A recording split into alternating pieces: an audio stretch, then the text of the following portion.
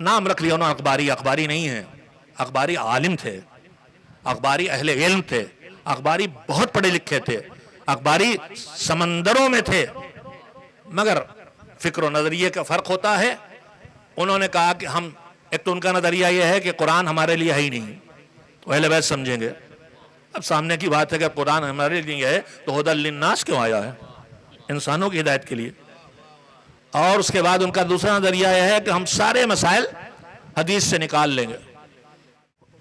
हदीस में उतना ही है जितना उस जमाने के लोगों ने पूछा, या जितना उस जमाने के लोग बर्दाश्त कर सकते थे, उतना इमाम ने कहा। अब उसके बाद सीधे रवायत न बताएगी, मगर आपको अपनी तरफ से मसाइल दीन गढ़ना भी नहीं है। आपका काम सिर्फ यह है कि जैसे कुरान के लिए हुजूर ने फरमाया है कि एक तह के बाद दूसरी तह है, दूसरी तह के पढ़ते जाओ समझते जाओ, उसी तरह से कलाम मासूम है, पढ़ते जाओ समझते जाओ, पढ़ते जाओ समझते जाओ। रुब्बा हामिला फिक्हिन इला मन हुआ अफक़हु मिन्हु, कितने ऐसे हैं जो फिक्ह यानी दीन के समझे हुए पैगाम को उसकी तरफ मुंतकिल करते हैं जो उससे ज्यादा समझने वाला है, उससे बड़ा फकीह है।